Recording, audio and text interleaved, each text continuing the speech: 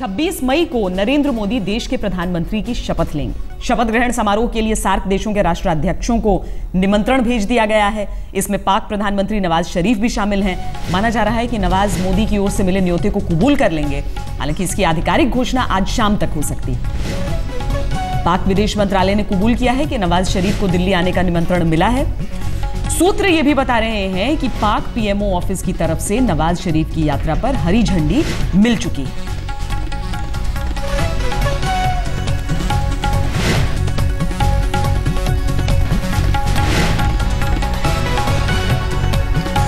अब तक बड़ी खबर यह थी कि नरेंद्र मोदी शपथ ग्रहण करेंगे 26 तारीख को, लेकिन जैसे ही सार्क देशों के राष्ट्राध्यक्षों को निमंत्रण भेजा गया उसके बाद से खबर यह बड़ी हो चली है कि पाकिस्तान के प्रधानमंत्री हिंदुस्तान आएंगे या नहीं। क्या एक नए दौर की शुरुआत होगी? नरेंद्र मोदी को लेकर जिस तरह की पाकिस्तान पॉलिसी उनके साथ जोड़ी जाती थी, क्या उनकी पॉलिसी कुछ अलग है? इन सारे सवालों से जाहिर है पाकिस्तान भी दो चार हो रहा है। पाकिस्तान में भी चर्चा इस बात पर चल रही है। संकेत सिर्फ ये मिल रहे हैं अभी तक कि नवाज शरीफ हां कह सकते हैं। नवाज शरीफ के दिल्ली आने के मामले में अब से कुछ देर पहले ही पाकिस्तान विदेश मंत्रालय के प्रवक्ता तस्नीम असलम ने बयान दिया। As I confirmed yesterday, the invitation was received. The Indian High Commissioner here called on the acting Foreign Secretary and delivered the invitation. In Delhi also, all the High Commissioners of SAARC countries were invited to the Foreign Office, and this invitation was reiterated there.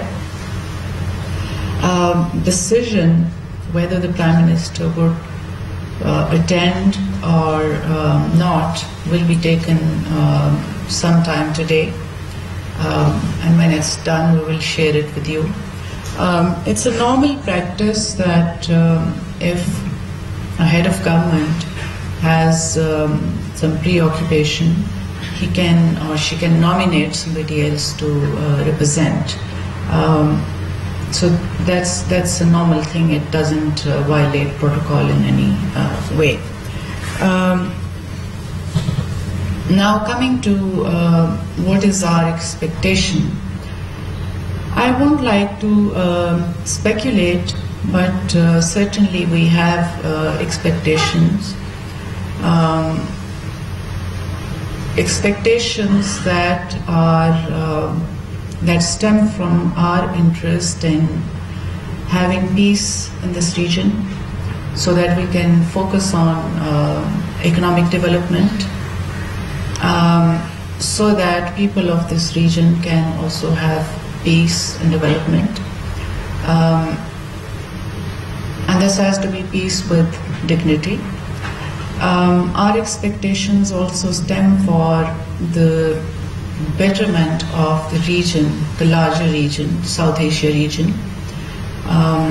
So we expect that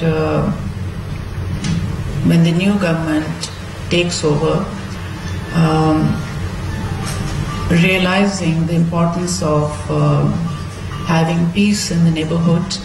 So we expect that the dialogue process between Pakistan and India will resume, and it will be a meaningful dialogue. It would be constructive dialogue. It would be dialogue with a view to resolving the outstanding disputes between our two countries, and dialogue that, as we say, uninterrupted and uninterruptible dialogue. This is our सकारात्मक, सार्थक और निरंतर बातचीत की उम्मीद जाहिर की है पाकिस्तान ने, लेकिन इस पर अभी तक कोई स्पष्ट बयान नहीं दिया है कि नवाज शरीफ आएंगे या नहीं आएंगे। सूत्र यही कहते हैं कि वो आना चाहते हैं और बाकी सारी चीजों को लेकर हरी झंडी मिल चुकी है।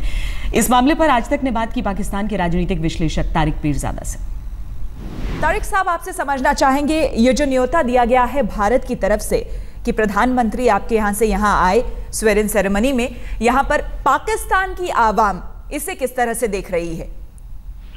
देखिए, जब भी कोई एक अमन की बात होगी, पीस की बात होगी, तो उसको पाकिस्तान में अच्छा ही देखा जाएगा।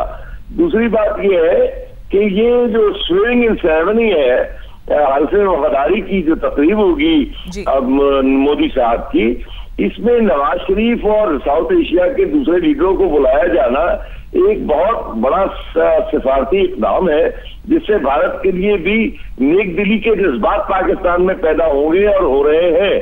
और चूंकि मोदी साहब का माजी जो गुजरात के हवाले से बहुत बुरा समझा जाता रहा है, अब इनकी नई सिफारती पेशकश, मैं इसको सिफारती पेशकश कहता हूं, जो उन्होंने की है हालात को ठीक करने के लिए, और इसके नतीजे में हालात बेहतर होंगे। आपको तारिक साहब लगता है कि अगर ऐसा होता है, पाक प्रधानमंत्री भारत आते हैं और इन दोनों के बीच में, यहाँ के प्रधानमंत्री और उनके बीच में अगर बातचीत होती है, तो आने वाले समय में रिश्ते बेहतर हो सकते हैं, राजनीतिक तौर पर भी और वाणिज्यिक तौर पर भी? देखिए, अगर आपको याद हो, पिछली बार जब वाजपेयी साहब से ताल्लुकात नवाज शरीफ के हुए थे, नवाज शरीफ उन्हें बहुत पसंद किया करते थे, और वो उस वक्त की बात है जो आज तक नवाज शरीफ साहब करते हैं कि देखो मेरे दौर में तो भारत से ताल्लुकात अच्छे हुए थे। अब वो इंतजार में बैठे हैं कि चूंकि डॉक्टर मनमोहन सिंह ने कोई अच्छा जवाब नहीं दिया था, तो ये जो पेशकश आई है हिंदुस्तान की तरफ से, दावत आई है, इसके नतीजे में वो मेरा तो ख्याल है वो फौरन जब भी जो ही 26 तारीख आएगी वो हिंदुस्तान जाएंगे, मिलेंगे, कुछ कम से कम मुख्तसर बात जरूर होगी और ताल्लुकात को बेहतर बनाने के लिए एक बुनियाद जरूर रखेंगे। एक न्योते पर बातचीत की उम्मीद जगी है पाकिस्तान को, लेकिन पाकिस्तान को साथ ही यह भी समझने की जरूरत है कि यह शपथ ग्रहण का न्योता है। बातचीत के लिए पाकिस्तान को पहले सकारात्मक कदम उठाने होंगे। बहरहाल जिन सार्क राष्ट्राध्यक्षों को न्योता भेजा गया है, कौन आ रहा है, कौन किसकी तरफ से क्या संकेत दिए गए हैं, आपको दिखा देते हैं। देखिए, नवाज शरीफ, अभी तक बताया जा रहा है कि शाम तक फैसला हो सकता है कि नवाज शरीफ आएंगे या नहीं आएंगे। संकेत अच्छे मिल रहे हैं, लेकिन आगे देखना होगा। शपथ ग्रहण में अगर आते हैं, नए दौर की शुरुआत हो सकती है। अफगानिस्तान के राष्ट्रपति हामिद करजई शपथ ग्रहण में शामिल होंगे। उनकी तरफ से इस बात की तस्दीक की गई है कि नरेंद्र मोदी के शपथ ग्रहण में हामिद करजई शामिल होंगे। इसके अलावा महिंदा राजपक्षे को लेकर बहुत सारे सवाल उठने शुरू हो गए हैं। एमडीएमके ने सवाल उठा दिया है। जयललिता बताया जा रहा है नहीं आएंगे शपथ ग्रहण में, क्योंकि श्रीलंका को लेकर जिस तरह से तमिलनाडु का रुख रहा है, ये सबके सामने है। इसके अलावा शेख हसीना, जो कि बांग्लादेश की प्रधानमंत्री हैं, विदेश दौरे पर हैं और इस वजह से वो नहीं आ पाएंगी नरेंद्र मोदी के शपथ ग्रहण में। किसी नुमाइंदों को जरूर भेज देंगी, जो प्रोटोकॉल रहा है। भूटान के राजा जिग्मे खेसर नामग्यल वांगचुक आ सकते हैं, ऐसे संकेत हैं। अभी तक कुछ पुष्ट तौर पर बताया नहीं गया है। अब्दुल्ला यमीन मालदीव से आ सकते हैं। नरेंद्र मोदी ने कुछ राष्ट्राध्यक्षों को खुद से फोन करके भी आमंत्रण दिया है। एक तरफ से तो निमंत्रण भेजा गया है भारत की तरफ से, लेकिन नरेंद्र मोदी ने खुद भी बातचीत की है, जैसे कि माफ कीजिएगा, नेपाल के राष्ट्रपति रामवरण यादव से जो बातचीत हुई है, वो आ सकते हैं, इस तरह की बात बताई जा रही है।